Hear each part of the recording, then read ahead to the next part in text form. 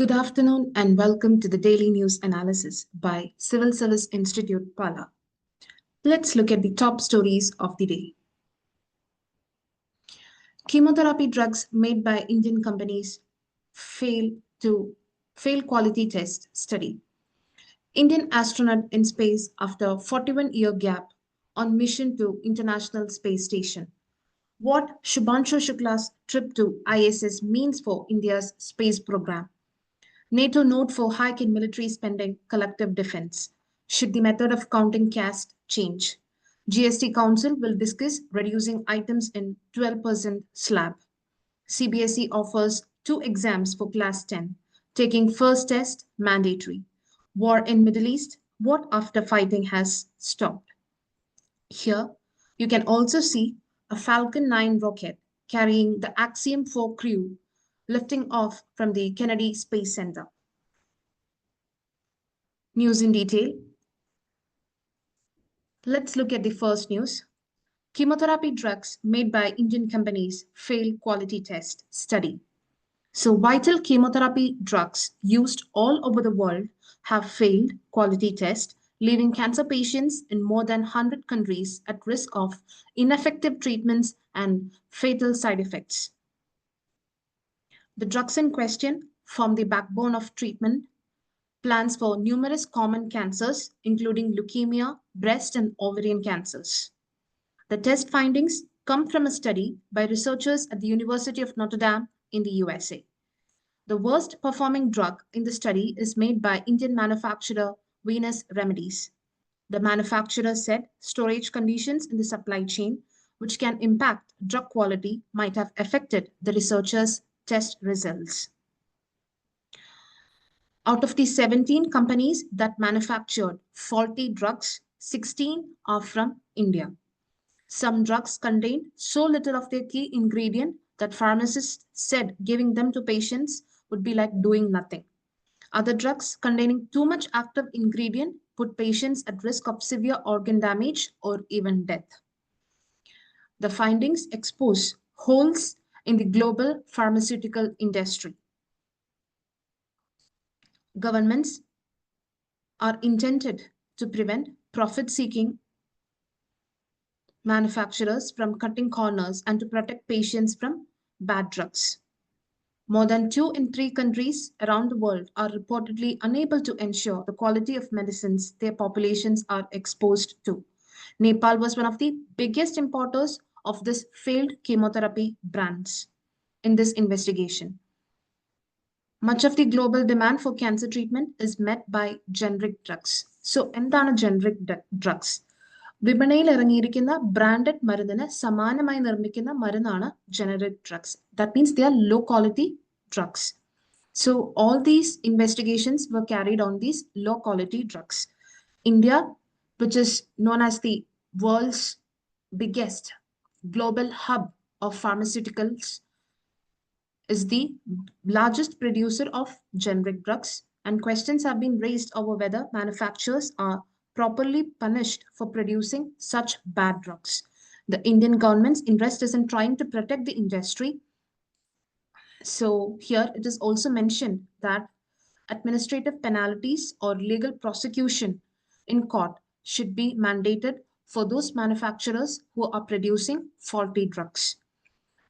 There are also limitations on World Health Organization to making ensure people across the world have access to safe, secure, and effective drugs. I hope you understood this article. Moving on to the next news.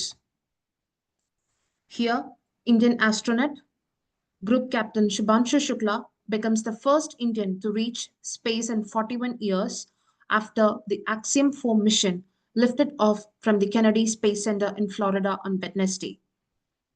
So, International Space Station, the SpaceX Dragon Crew capsule housing the 4 astronauts is targeting to dock at the International Space Station at approximately 4:30 p.m. on Thursday, that is today, after a 28-hour journey. Wednesday's mission launch comes after multiple delays from the initial launch, which was planned on May 29 this year. The crew members will spend 14 days aboard the International Space Station, conducting science outreach and other commercial activities. The Axiom 4 research complement includes nearly 60 studies and activities representing 31 countries.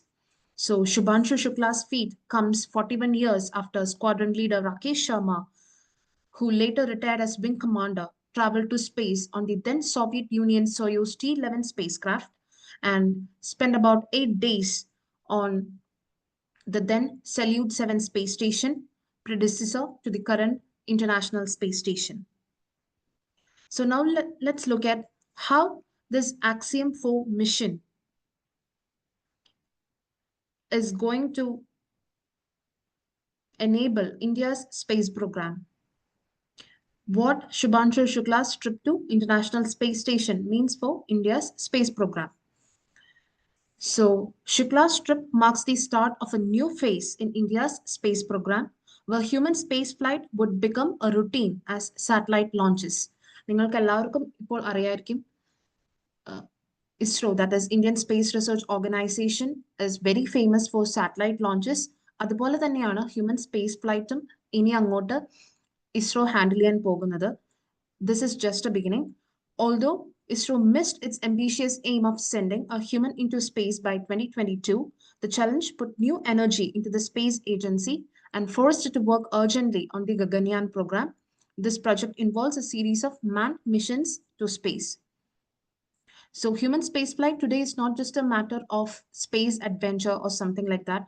Adventure tourism മാത്രമല്ല human spaceflight കൊണ്ട് നമ്മൾ ഉദ്ദേശിക്കുന്നത്. It is also a strategic capability that can lead us to some special advantages for the countries possessing it. Space, including Moon and potentially Mars, is opening up for scientific and commercial exploitation, and human space travel would be a key capability in facilitating this. There is also the apprehension that, like nuclear technology, space could also become exclusionary, with only a handful of countries controlling and regulating space travel. ഇപ്പോൾ നമുക്കറിയാം nuclear technology ചുരുക്കം ചില രാജ്യങ്ങൾക്ക് മാത്രമുള്ള ഒരു ടെക്നോളജിയാണ് nuclear facility എന്നുള്ളത്. അതുപോലെ തന്നെ സ്പേസും ആകാൻ സാധ്യതകളുണ്ട്.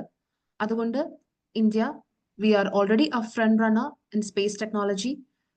Human space flight, especially the Gaganyaan program, successful ആക്കുക എന്നുള്ളത് നമ്മളെ സംബന്ധിച്ചിടത്തോളം വളരെ ഇമ്പോർട്ടൻ്റ് ആണ്. സ്ട്രാറ്റജിക് ആൻഡ് സെക്യൂരിറ്റി റീസൺസും ഇതിനകത്ത് ഉൾപ്പെടും. ISRO has done well over the last few decades to indigenously develop crucial technologies and demonstrate capabilities that are par with the best in the world. With human spaceflight, ISRO would shift into new gears and build the platform for accomplishing even bigger things in space. It has already announced plans to set up its own space station and land humans on the moon by 2040. So Axiom 4 mission, 𝗶𝗏𝗄 Shukla was not on a piggyback ride, adur free ride alla. ISRO has been an equal partner in this entire exercise, starting from the planning stages. So our current ISRO chairman, that is V. Narayanan, has been in the United States to see through the last stages of the mission. This team was actively involved in troubleshooting exercises that were required in the last month, during which the mission faced numerous delays due to technical glitches. The learnings from the Axiom 4 mission can be useful for the Gaganyaan program, whose first crewed mission is expected to launch by 2027. So the Axiom 4 mission was originally scheduled to launch in May this year, and it faced multiple delays because of weather, inclement weather, and other technical problems. A small uncertainty hung over the launch Wednesday as well, even after the astronauts had entered the capsule, as some updated data took time to get uploaded to the spacecraft software. So NASA and private US companies like Blue Origin have said they would like to use Gaganyaan technologies in future missions as part of strengthening US-India ties in the space sector. Now, why space is such a crucial element for India? Space is going to be one of the consequential technologies of the future, along with others such as artificial intelligence, quantum, communications and clean energy. So artificial intelligence, quantum communications, clean energy, നമ്മൾ വളരെ പുറകിലാണ്. പക്ഷേ comparatively space technology, we are a leading member in the entire world. So these are likely to have huge economic and strategic implications, unlike other areas where India has a lot of catching up to do. However, to retain that position and press its advantage, India would need to keep competing with countries like USA and China. Both of these countries have ambitious plans for space, including a program to send humans to the moon and to build facilities for long-term stays. Space technologies have also opened up opportunities for the private sector to play an active role. And the best example is that of United States. There are attractive business opportunities in harnessing and use of space-based technologies. USA-ൽ ഒരുപാട് private companies ഇപ്പോൾ open ആണ്, especially Elon Musk company like Starlink, Falcon, Blue Origin. Coming to Europe, we have Virgin Galactic. All these private companies are doing amazing job. So in India, we have a good startup ecosystem. So space startups can also be started. We have to make private sector players coming to the space sector. Despite being one of the leading space powers, India currently accounts for just about 2% of the global space economy. As a result, there is a lot of opportunity for rapid growth. Moving on to the next news. Here, NATO note for hike in military spending, collective defense. This is from the Hindu. NATO leaders agreed on Wednesday on a massive hike in defense spending after pressure from the US President Donald Trump, and expressed their ironclad commitment to come to each other's aid if attacked. So the NATO countries have committed to invest 5% of their GDP annually on core defense requirements as well as defense and security related spending by 2035. Spain had already officially announced that it cannot meet the target, and others have voiced reservations and concerns. A review of spending will be carried out in 2029. So this is in view of the security threat posed by Russia. The United States, the NATO's biggest spending member, shifts its attention away from the Europe to focus on security priorities elsewhere like Indo-Pacific and the West Asia, Middle East, etc.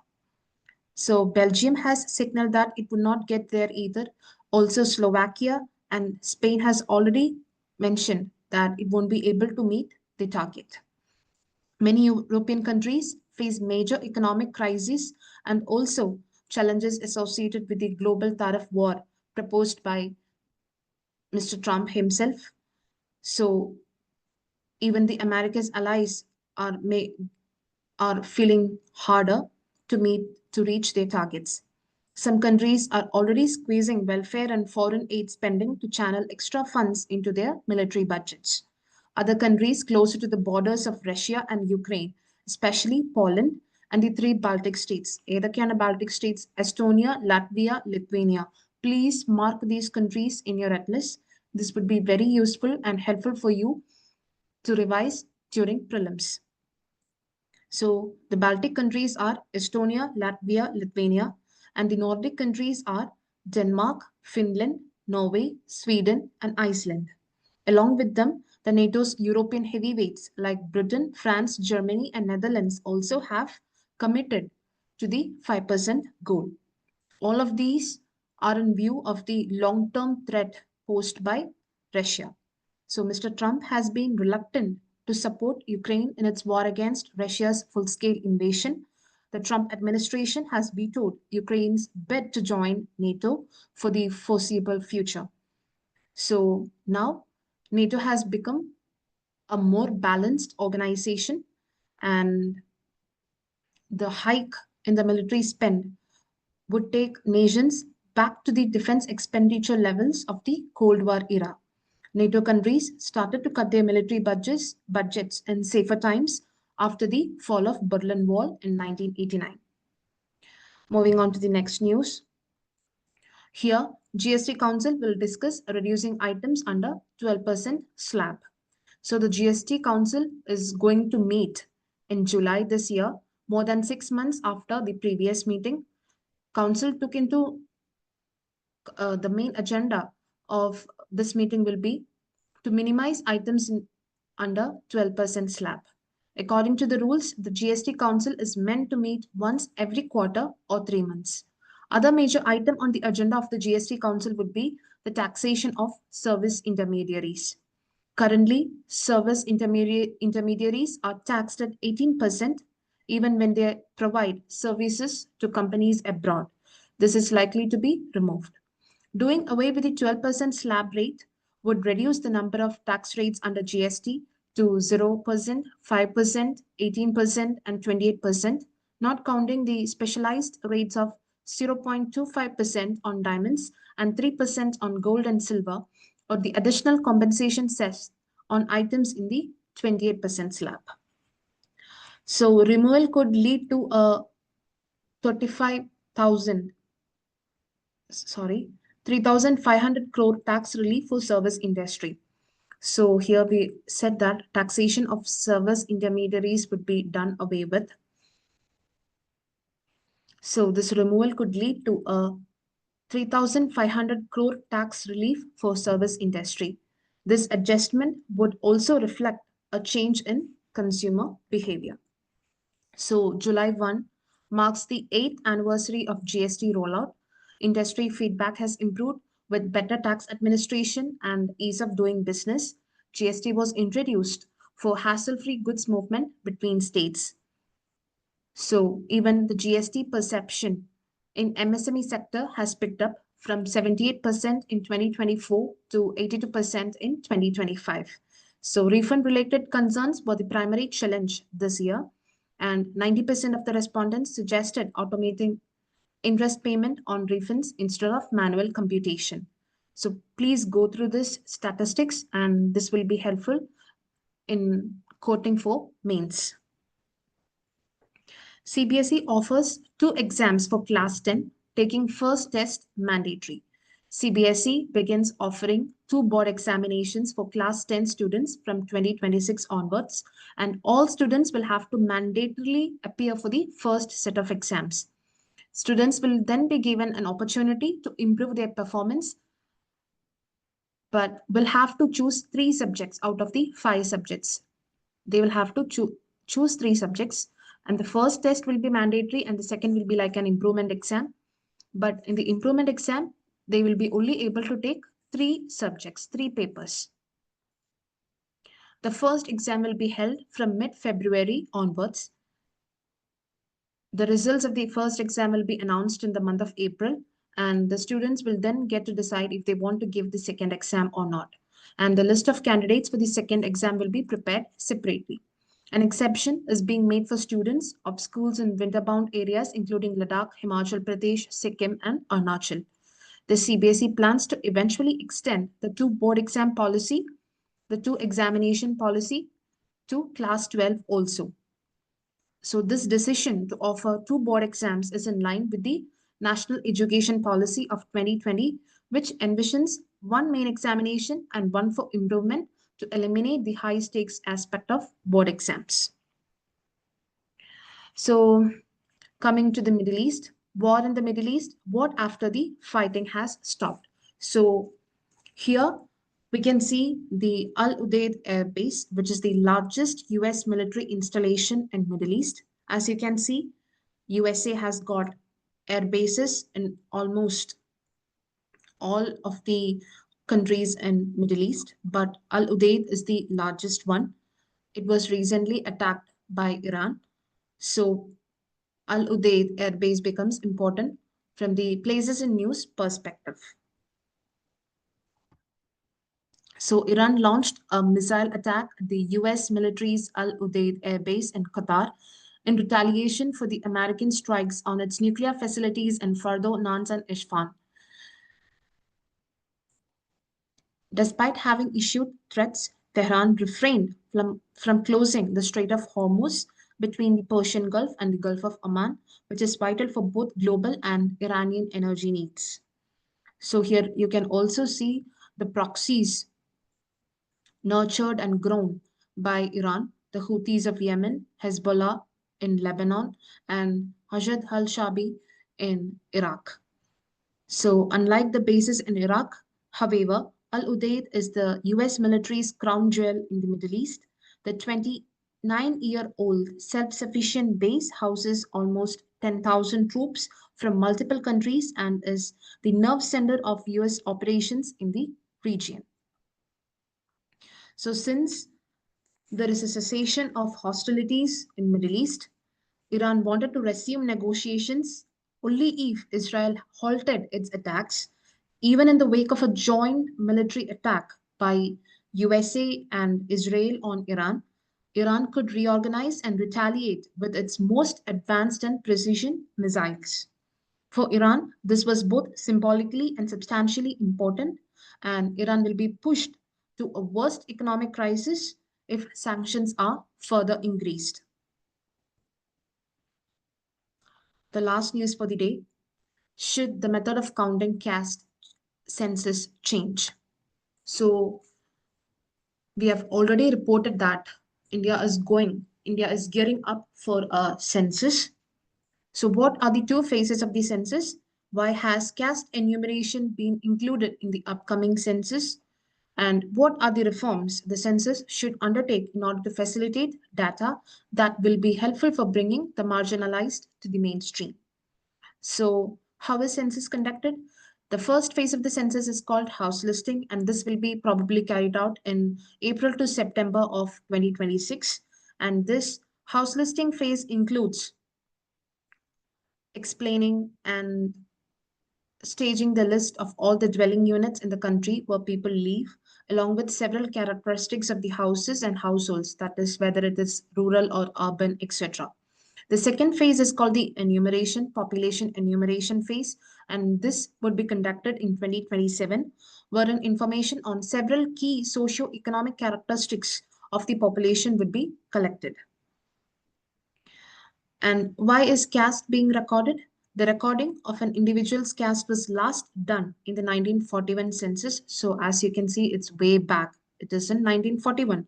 And probably that data could not be processed because of the economic constraints pertaining to the Second World War. So the last census to provide us with a caste census or caste data was the 1931 census. So as you can see, it's completely outdated. It is of no use comparing to today's situation. So that is why a caste census is important in order to bring the marginalized and those left behind in every field into the mainstream. Caste census is required. A restructuring of the census questionnaires could make more useful data, and so certain questions has to be restructured and certain questions have to be omitted. So let's look at what is the problem with the questionnaires. It is presumed that the questions that were included in the draft questionnaires for the 2021 census may more or less remain the same for 2027 census. And in the 2021 draft, the question on caste was restricted to those belonging to scheduled caste, as in the past census. So questions relating to participation in economic activity and its broad classification is very important. Whether seeking or available for work suffers from conceptual issues and lack of attention in data collection. And similarly, information on childbirth and survival collected in the census suffers from serious quality issues.